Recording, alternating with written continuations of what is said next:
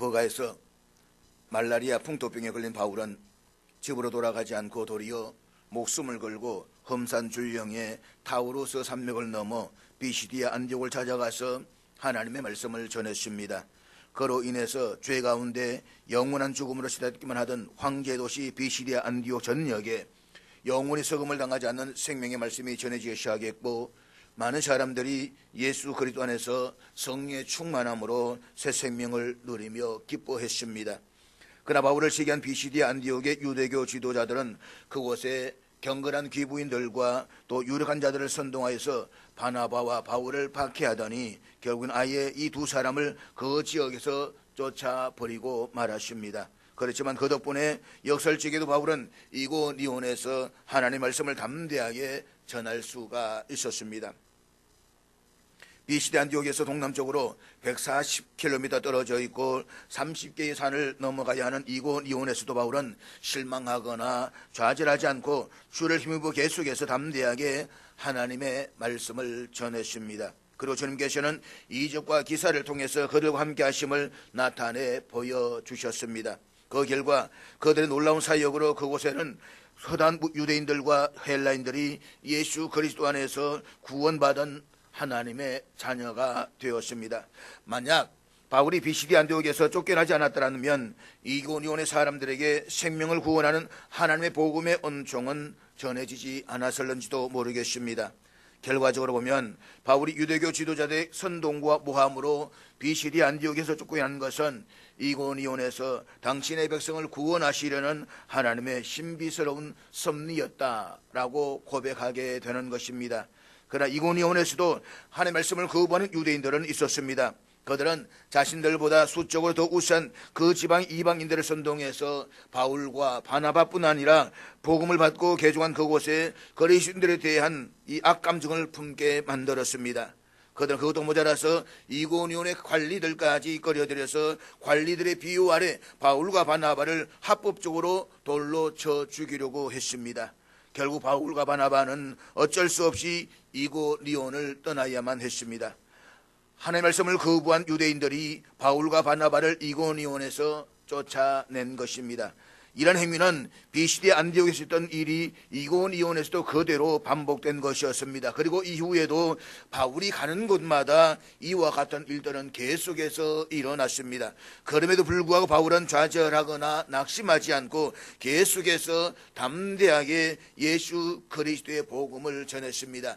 이것이 우리가 붙잡아야 할 신앙의 교훈인 것입니다. 복음이 전해졌을 때 쉽게 사람들은 받아들이지 않습니다. 때론 수많은 위협을 당할 수도 있습니다. 그런 불구하고 우리는 담대하게 끊임없이 중단 없이 예수 그리스도의 복음을 전해야 한다는 것입니다. 이고니온에 쫓겨났던 바울과 바나바는 우리가 앞의 지도에서 볼 수가 있듯이 이고니온에서 서남쪽으로 45km 지점에 위치해 있는 루스드라를 찾아갔습니다. 2000년 전에 45km라고 한다면 당시 하루 반나절이나 걸려서 갈 수 있는 거리입니다. 그리고 본문은 그곳 루스드라에서 일어났던 사건들을 기록하고 있습니다. 본 8절 말씀을 한번 같이 보도록 하겠습니다. 루스드라에 발을 서지 못하는 한 사람이 앉아 있는데 나면서 걷지 못하게 되어 걸어본 적이 없는 자라. 오늘 본문에서는 한 사람을 세 가지의 모습으로 표현하고 있습니다. 먼저 이 사람은 발을 서지 못하는 사람입니다. 둘째로 이 사람은 나면서부터 걷지 못하게 되었다라고 했습니다. 셋째로 그렇기 때문에 이 사람은 나면서부터 지금까지 한 번도 걸어보지 못한 사람이라고 했습니다.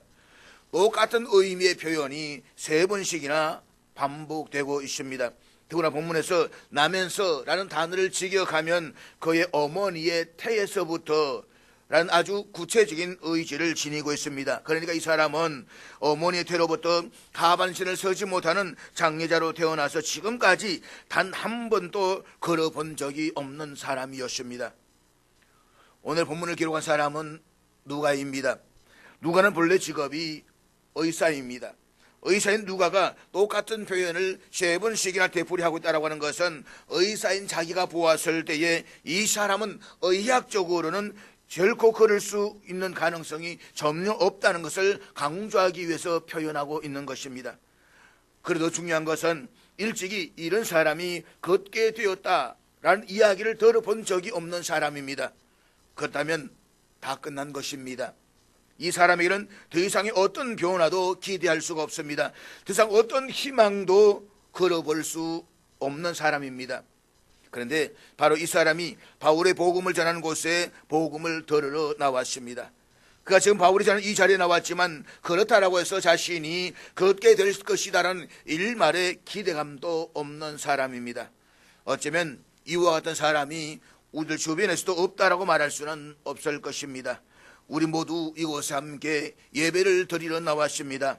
함께 찬양을 하고 함께 말씀을 듣습니다. 그러나 이 예배를 통해서 어떤 변화도 기대할 수 없는 사람이라고 한다면 그는 오늘 본문의 안전뱅이와 똑같은 사람입니다.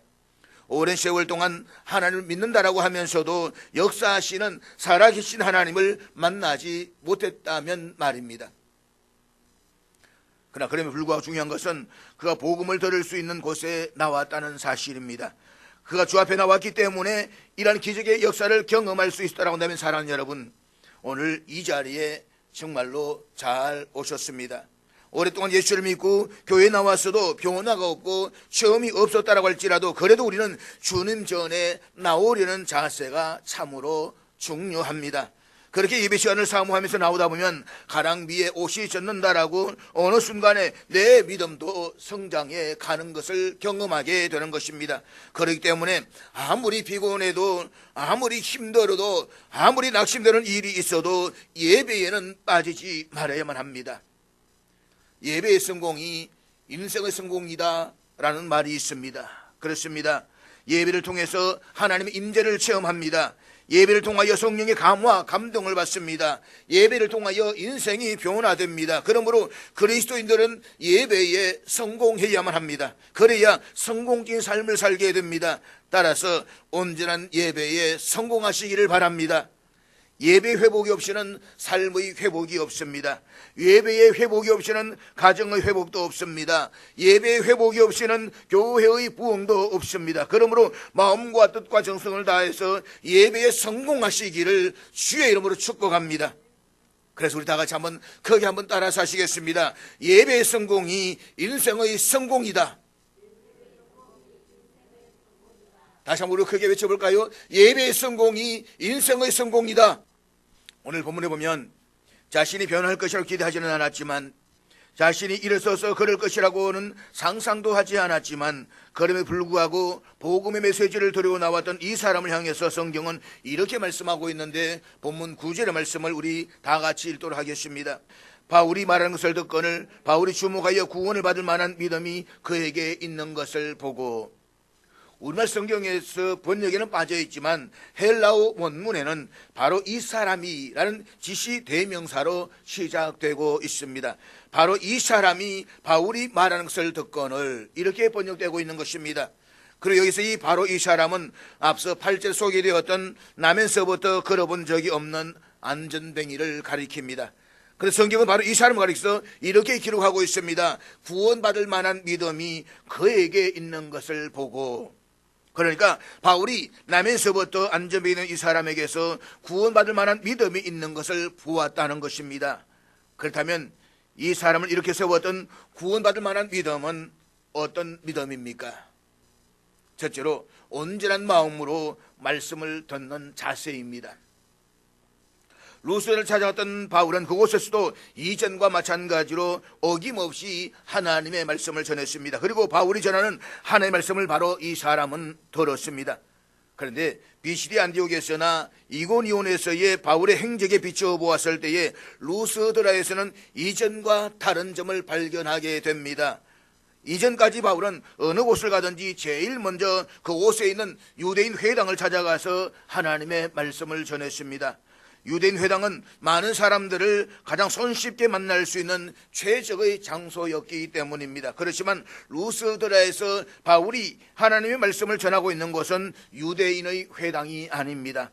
만약 유대인의 회당이었다라고 한다면 저자인 누가는 분명하게 밝혔을 것입니다. 아마도 루스드라에 간 바울은 유대인의 회당이 아니라 루스드라의 야외 광장과 같은 곳에서 하나님의 말씀을 전했을 것입니다.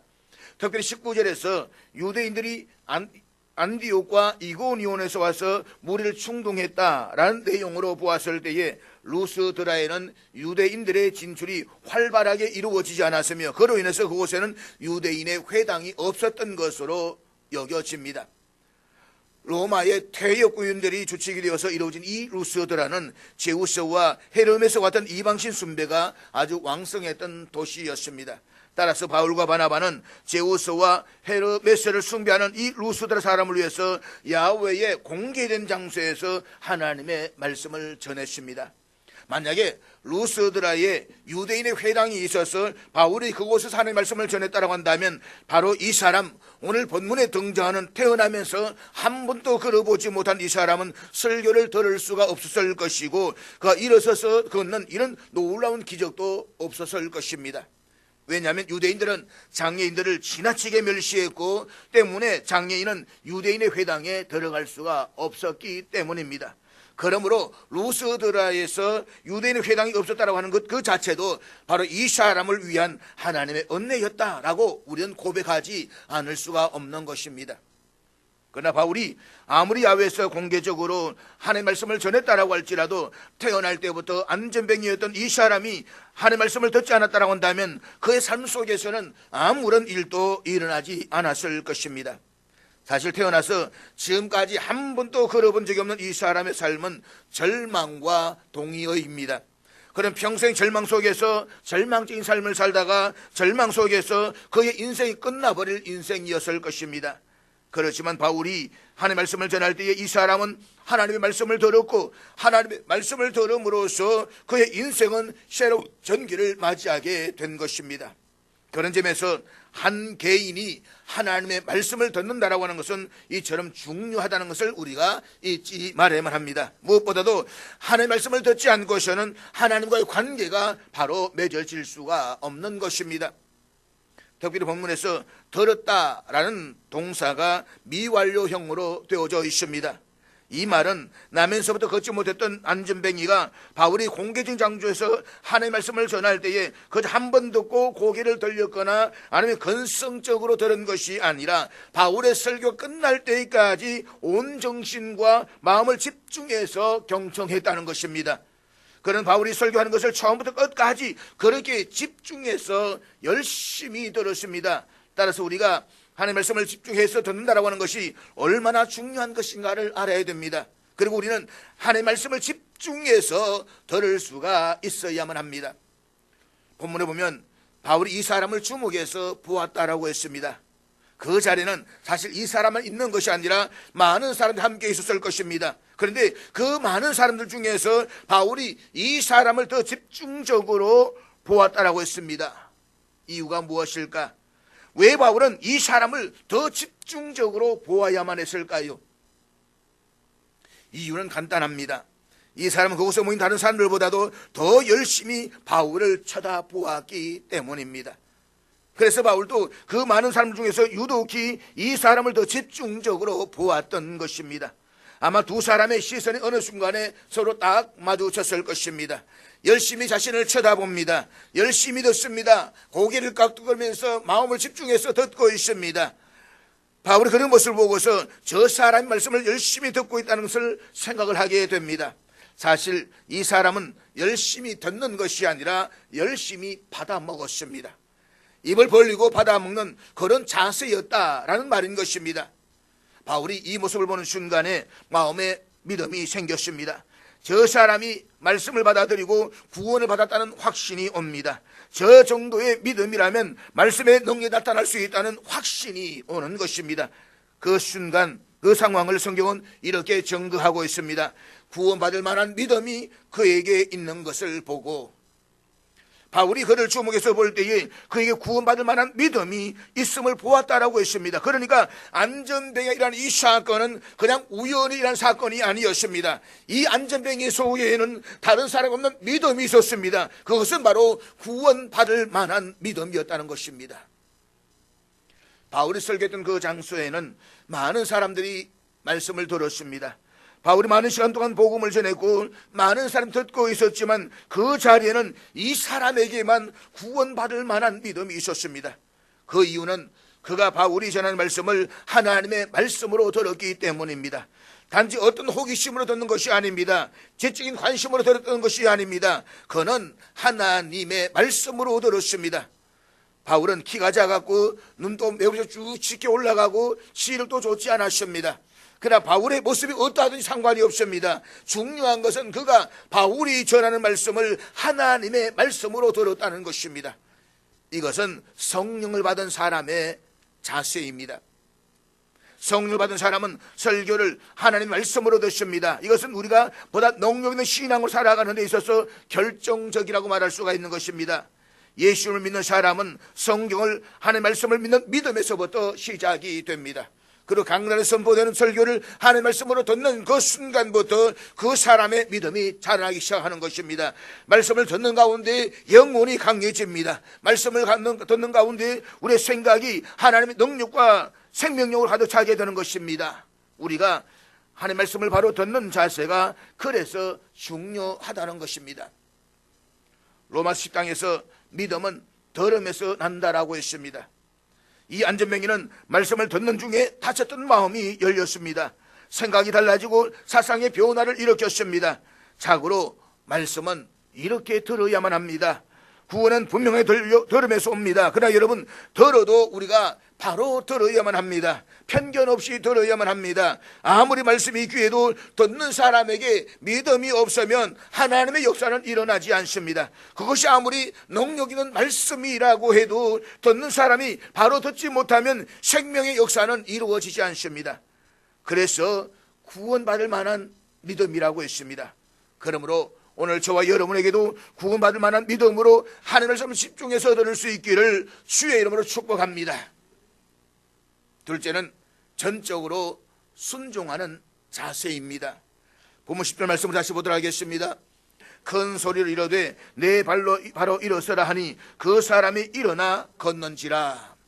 이고니온에서 쫓겨나서 루스드라 온 바울은 유대인의 회당이 아니라 야훼 공개된 장소에서 이전과 마찬가지로 담대하게 하나님의 말씀을 전했습니다. 그런데 바울이 야훼 광장에서 하나님의 말씀을 전하고 있는데 태어나서 한 번도 걸어본 적이 없는 바로 이 사람이 바울의 얼굴을 뚫어지듯이 쳐다보면서 바울을 통해서 전해지는 하나님의 말씀을 듣고 있습니다.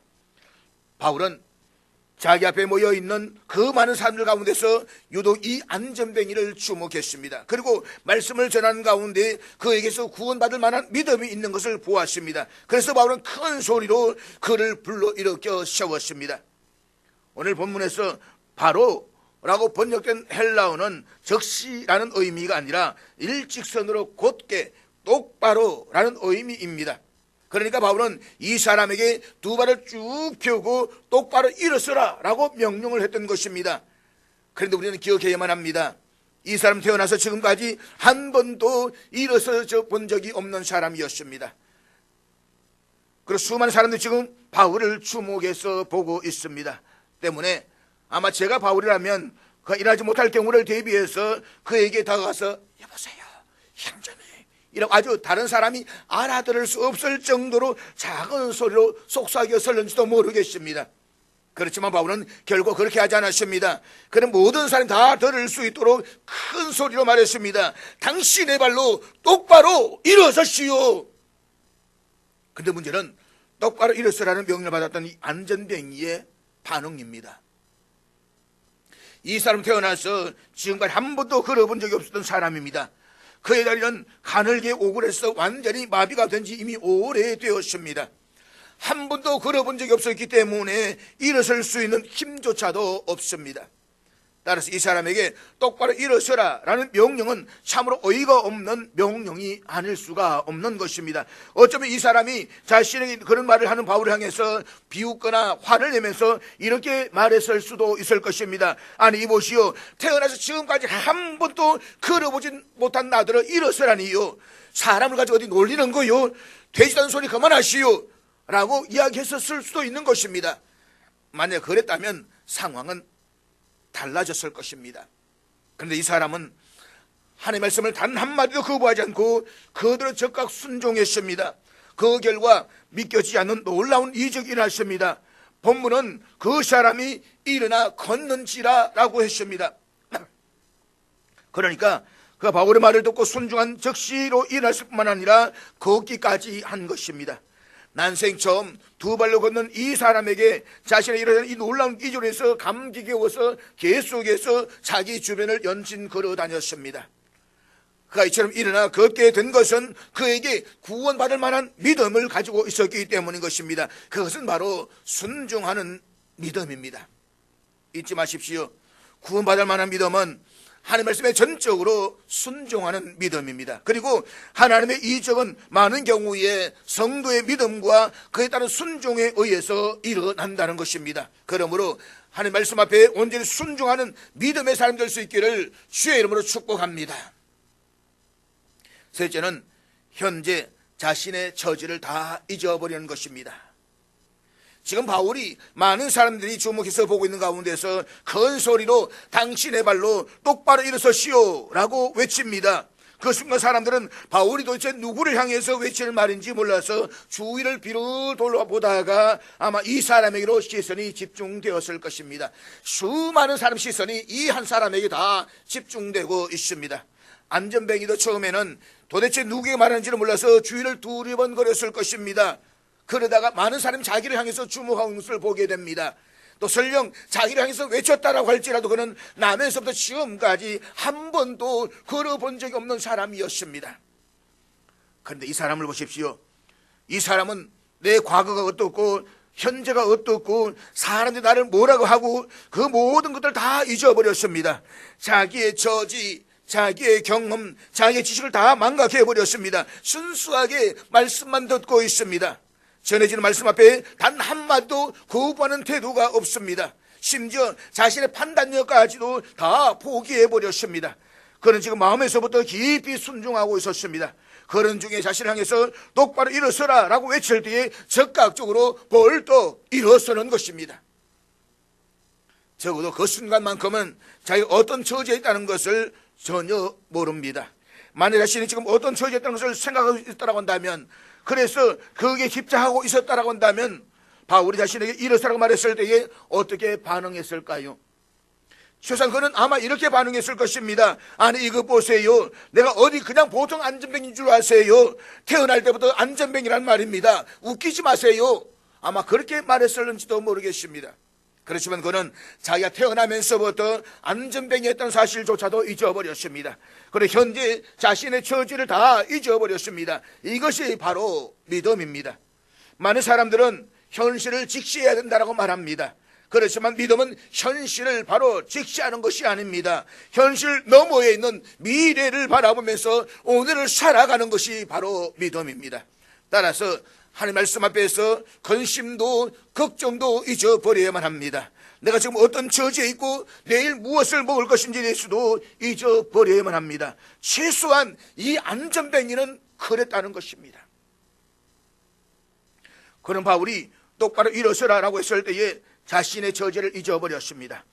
나는 나면서부터 안전뱅이라서 걸어본 적이 없고 사람 나를 어떻게 보고 있고 사람 나를 얼마나 무시하고 있고 그 모든 것을 깨끗이 다 잊어버렸습니다.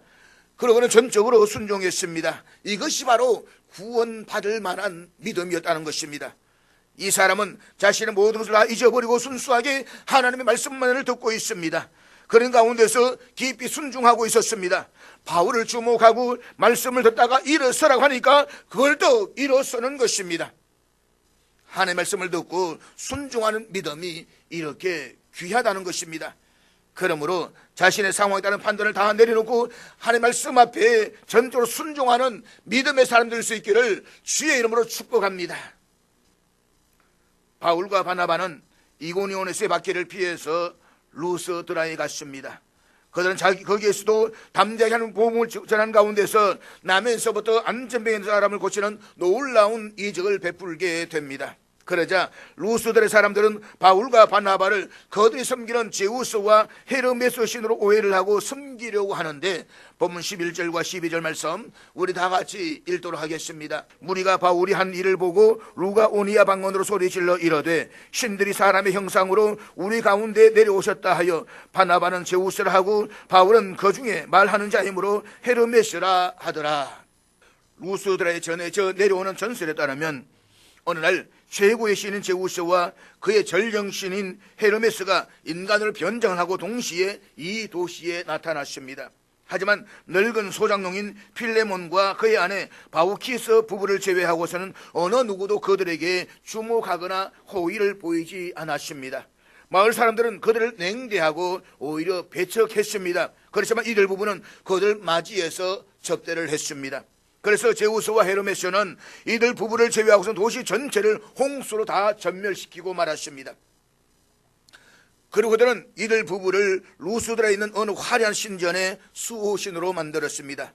이들 부부가 죽었을 때에도 그들은 이들 부부를 나무로 바꾸어서 제우스 신전 입구에 세워놓고 그것을 영원히 지키도록 만들었습니다. 이것이 바로 오늘 본문의 배경입니다. 루스드 사람들은 자기 조상들이 신들을 잘못 대접했던 것에 대한 일종의 두려움이 있었습니다. 그런데 바울과 바나바가 나타나서 단 한마디의 명령으로 평생을 앉아서 지냈던 이 안전병기를 일으키는 놀라운 기적을 보았을 때에 그들에게 전설로 전해 내려오던 이야기가 떠올랐습니다. 그것은 그들의 신들이 돌아왔다는 것입니다. 그래서 그들은 조상들처럼 같은 실수를 저지르고 싶지 않았기 때문에 바울과 바나바를 숭배하기로 결심했습니다. 나면서부터 걷지 못하던 사람이 일어나서 걷는 모습을 보았을 때에 누군가가 분명히 제우스 신전까지 달려가서 제사장이 이렇게 외쳤을 것입니다. 당신의 신이 이곳에 오셨습니다. 그분이 사람의 모습으로 오셨단 말입니다. 그 내용이 오늘 본문 13절인데 우리 같이 보도록 하겠습니다. 시외 제우스 산당의 제사장이 소와 화환들을 가지고 대문 앞에 와서 무리와 함께 제사하고자 하니, 고대 도시들은 성 밖에 그 도시를 수호하는 신의 형상을 조각해서 신당들을 세웠습니다. 제우스 신을 수호시로 섬겼던 루스드라에도 성 바깥에 제우스의 조각상과 신전이 있었습니다. 바울과 바나바는 그 길을 바라보다가 여러 마리의 소와 화환들을 가지고 자신을 향해서 오고 있는 제우스의 제사장들을 보았습니다. 제사장이 여러 마리의 소와 그 소의 목에 둘을 화환을 가지고 왔다라고 하는 것은 그 소들을 희생으로 제사를 드리겠다는 뜻입니다. 제사장들은 이미 바울과 바나바 앞에서 희생물을 도살할 준비도 하고 있었습니다. 바울과 바나바가 이 모습을 보았을 때 그들이 어떤 생각을 했었는지 한번 여러분은 상상해 볼 수가 있을 것입니다. 루스드라 사람들은 나면서부터 안전병에 있는 이 사람을 잘 알고 있었습니다. 그는 한마디로 불가능의 상징적인 인물이었습니다. 그런데 그 안전뱅이가 자기들 본 앞에서 또 벌떡 일어난 것을 보았습니다.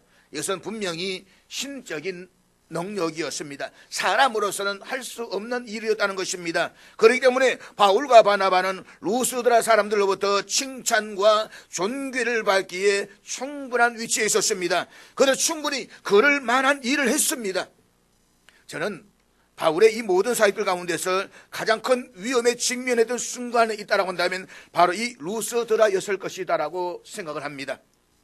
실상 돌에 맞거나 감옥에 투옥되는 것이 가장 큰 위협은 아니었습니다. 오히려 사람들이 지나친 칭찬과 숭배가 바울이 직면한 가장 큰 위험이었습니다. 그리고 이것은 자신들에게는 크나큰 유혹이기도 했습니다.